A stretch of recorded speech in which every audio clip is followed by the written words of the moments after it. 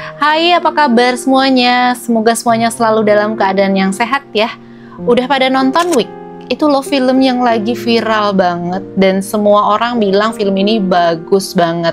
Dimainin sama Ariana Grande dan Cynthia Erivo sebagai Elphaba-nya, dan Glinda diperankan sama si Ariana Grande. Film ini tuh menyampaikan banyak sekali pesan, terutama dari sisi karakternya yang cukup kuat, sangat kuat, sehingga kita bisa dapat cerita dan meaningnya. Kali ini kita akan bahas di video ini apa aja sih hal-hal yang kita bisa ambil sebagai pelajaran hidup kita dari film ini. Jadi bukan hanya sekedar cerita tentang si penyihir hijau Elphaba ini, tetapi di sini ada juga kisah tentang trauma, stigma, dan perjalanan untuk menerima diri sendiri. Yang lebih kerennya lagi, kalau kita pikir-pikir, cerita ini tuh emang relate banget sama apa yang kita alami sehari-hari. Yuk kita langsung aja kupas bareng-bareng. Pertama-tama kita bahas dulu soal trauma. Elphaba dilahirkan dengan kulit hijau, sesuatu yang langsung bikin dia dianggap aneh dari lahir sama orang-orang di sekitarnya, bahkan oleh keluarganya sendiri. Ayah tirinya nggak pernah bener-bener menganggap dia bagian dari keluarga, dan ibunya juga nggak bisa melindungi dia dari rasa bersalah atas kondisi Elphaba. Nah, trauma masa kecil yang kayak gini sering banget membentuk cara kita melihat diri sendiri. Kita jadi merasa nggak cukup baik, bahkan sebelum sempat menunjukkan siapa diri kita sebenarnya. Elphaba menutupi rasa sakitnya dengan cara lain. Dia fokus untuk menjadi pintar, berprestasi, dan tangguh. Tapi itu semua sebenarnya adalah bentuk pertahanan diri untuk melawan penolakan yang dia rasakan sejak kecil. Kalau dipikir-pikir, kita semua pasti pernah merasa kayak Elphaba. Mungkin bukan karena kulit kita yang warnanya hijau ya, tapi karena hal-hal yang bikin kita merasa beda aja gitu. Kadang kita sibuk membuktikan diri hanya untuk supaya diterima oleh orang lain. Padahal itu malah bikin kita capek sendiri, bener nggak?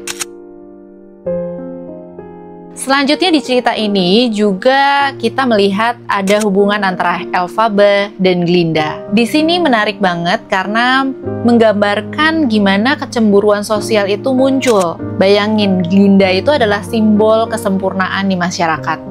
Dia cantik, dia famous, dan selalu dihormati. Sementara itu, Elphaba selalu berada di luar lingkaran itu. Ini mirip banget sama yang sering kita rasakan juga. Ketika kita melihat orang lain yang kelihatannya sempurna, terus otomatis mulai membandingkan diri kita. Dalam psikologi, ini disebut social comparison. Tapi yang bikin cerita ini unik adalah perkembangan hubungan mereka. Awalnya mereka tuh saling iri, tapi lama-lama mereka sadar kalau masing-masing punya kelebihan dan kelemahan. Dari hubungan ini kita belajar bahwa semua orang itu punya perjuangannya masing-masing. Bahkan mereka yang terlihat sempurna di luar, kadang kita cuma ngelihat kulit luarnya aja dari seseorang. Tapi nggak sadar mereka juga mungkin punya rasa takut, keraguan, atau rasa nggak aman sama kayak kita juga sebetulnya. Jadi sebenarnya setiap orang tidak ada yang sempurna.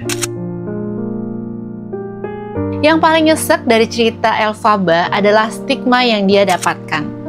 Dia nggak pernah jahat, tapi karena penampilannya yang beda, masyarakat di Oz langsung melabeli dia sebagai musuh.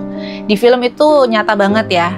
Pokoknya semua itu salah Elphaba. Elphaba kayak gimana, itu langsung dilabelin dia itu salah. Label itu akhirnya bikin Elphaba diasingkan dan diperlakukan seolah-olah dia memang ancaman. Di kehidupan nyata, hal kayak gini juga sering terjadi loh. Orang yang berbeda, entah karena penampilannya, orientasinya, atau latar belakangnya, atau apapun juga, langsung dicap negatif tanpa alasan yang jelas. Dalam psikologi sosial, ini disebut labeling. Dan yang menyedihkan, orang yang mendapat label negatif seringkali mulai bertindak sesuai dengan label itu. Kan kasian ya. Makanya kita juga nggak boleh nih label-labelin orang.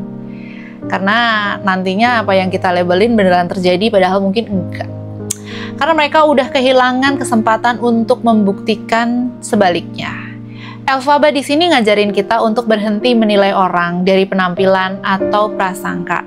Dan yang lebih penting, jangan sampai kita terjebak dalam label yang orang lain berikan buat kita. Ini penting banget.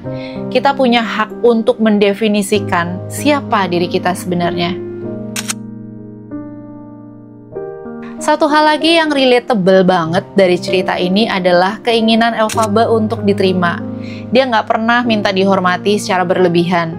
Dia cuma ingin dihargai sebagai dirinya sendiri. Tapi apa yang dia dapat? Setiap kali dia mencoba membantu atau melakukan sesuatu yang benar, dia malah dianggap sebagai ancaman. Keinginan untuk pengakuan ini adalah hal yang manusiawi banget. Kita semua pasti ingin dihargai dan diterima, baik oleh keluarga, teman, maupun masyarakat. Tapi yang kita pelajari dari Elphaba adalah bahwa pengakuan itu nggak selalu datang dari orang lain. Kadang yang lebih penting adalah bagaimana kita menerima diri kita sendiri. Bagian yang paling kuat dari cerita Elphaba adalah bagaimana dia akhirnya memilih untuk menerima diri sendiri apa adanya. Dia sadar bahwa kebahagiaan itu nggak tergantung pada orang lain dan pada apa yang orang pikirin. Jadi dia berhenti membuktikan dirinya kepada orang-orang yang nggak pernah peduli dan memilih hidup sesuai dengan prinsipnya si Elphaba sendiri. Kita semua punya momen di mana kita merasa dunia itu nggak adil. Tapi seperti Elphaba, kita harus belajar untuk bangkit dan menemukan kekuatan dalam diri kita sendiri. Dia mengajarkan kita bahwa menjadi berbeda itu bukan kelemahan, tapi justru kekuatan. Guys, week mengajarkan kita banyak hal tentang diri kita sendiri dan bagaimana kita melihat dunia. Trauma, stigma, kecemburuan adalah bagian dari kehidupan manusia. Tapi di balik ini semua, kita diajak untuk belajar menerima diri kita, apapun yang orang lain katakan. So, gimana menurut kalian? Ada nggak pengalaman kalian yang mirip sama cerita Elphaba? Atau mungkin pelajaran lain yang kalian ambil dari film ini? Tulis di kolom komentar. Kita saling cerita-cerita. Jangan lupa video ini di like, share, dan subscribe ya, buat cerita-cerita seru lainnya kalau ada tentang karakter-karakter dan psikologis yang mungkin akan kita bahas sebagai pembelajaran hidup kita. Sampai jumpa di video aku selanjutnya. Makasih banget yang udah lihat sampai selesai. Bye!